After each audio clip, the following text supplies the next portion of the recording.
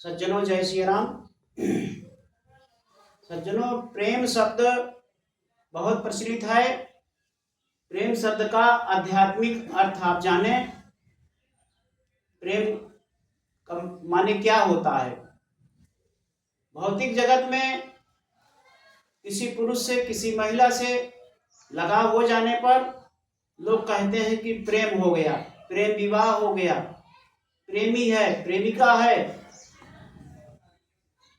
साथियों, प्रेम शब्द आध्यात्मिक शब्दकोश का शब्द है। प्रेम केवल भगवान से होता है और वो शीश देने के बाद मिलता है। संत लिखते हैं, प्रेम न बारी उपजय, प्रेम न हाथ बिकाय, राजा प्रजा चहि रुचय, शीश दे लई जाय। प्रेम शब्द आध्यात्मिक शब्दकोश का शब्द है। इसका दुरुपयोग किया जा रहा है, प्रेम का दूसरा अर्थ निकाला जा रहा है। संसार में एक दूसरे से जो लगाव हो जाते हैं ये प्रेम नहीं है। इसको प्रेम नहीं कहा जा सकता, इसको मोह कहा जा सकता है। मोह है, एक दूसरे से मोहित हो जाते हैं लोग, मोहित होने के बाद एक दूसरे के लिए मर मिटते हैं। प्रेम तो केवल भगवान से ही होता है।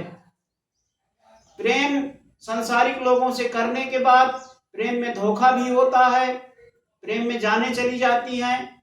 कभी कोई प्रेमी प्रेमिका को मरवा देता है, कभी कोई प्रेमिका प्रेमी को मरवा देता है, कभी कोई पिता को मार देता है, कभी कोई माता जी को मार देता है, कभी कोई भाई का वध कर देता है। केवल माया के लिए, धन के लिए, लोभ बस, क्रोध बस, ये सब एक दूसरे की जान ले लेते हैं। प्रेम हो जाने के बाद कभी छूटता नहीं। प्रेम तो केवल भगवान से ही होता है। सांसारिक लोगों से प्रेम हो ही नहीं सकता। सब मोहित रहते हैं एक दूसरे से। कोई किसी को कितना भी मान ले, लेकिन ना रहने पर पीठ पीछे उसकी बुराई करते हैं। ये तो ऐसा है, वो तो वैसा है, सब एक दूसरे की निंदा करते हैं। जीव का स्वभाव ही है एक दूसरे की निंदा करना। वो परमात्मा से ही प्रेम होता है। परमात्मा से प्रेम हुआ था माता मीरा जी को, परमात्मा से प्रेम हुआ था माता सबरी को, परमात्मा से प्रेम हुआ था नंदा नाई को, परमात्मा से प्रेम हुआ था माँ द्रौपदी को, माँ परमात्मा से प्रेम किया था हनुमान जी ने। ये सब परमात्मा से प्रेम हुआ था ध्रुव महाराज जी को। 5 वर्ष की उम्र में भगवत प्राप्ति हुई, ध्रुव लोक मिला, आज भी अजर अमर हैं, विचरण करते हैं। परमात्मा से प्रेम हुआ हमारे गुरु महाराज जी को, परमात्मा स्वरूप में स्थित हो गए।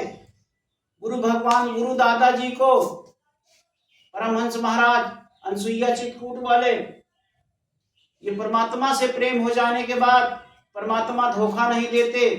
हम आप मनुष्य परमात्मा को भले कुछ समय के लिए भूल जाएं, लेकिन परमात्मा नहीं भूलते, क्योंकि परमात्मा का अंश आत्मा ही हमें संचालित करती है। ये राम नाम का आप जब कर लेते हैं तो बीजारोपण हो जाएगा, तो राम नाम का फल कभी भी नष्ट नहीं होता। समय आने पर आपको भगवत पद पे फिर से चला देगा। इसलिए साथियों, प्रेम भगवान से करिए।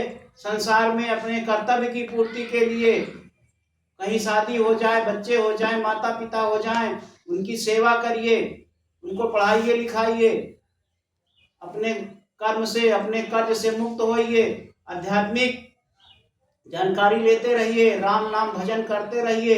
भगवान हर कामों में सहायता करते हैं। संसार के लोग कहते हैं अभी तो मैंने बेटियों की शादी नहीं किया, अभी तो मैंने नाती की शादी नहीं किया। ये सब फुर्सत हो जाने के बाद राम नाम करेंगे। तो साथियों, राम नाम खाक करोगे, जब बूढ़े हो जाओगे, खांसोगे, कमर दर्द होगी, तो राम नाम खाक करोगे। राम नाम कोई गोलगप्पा खाना थोड़ी है। इसलिए साथियों, समय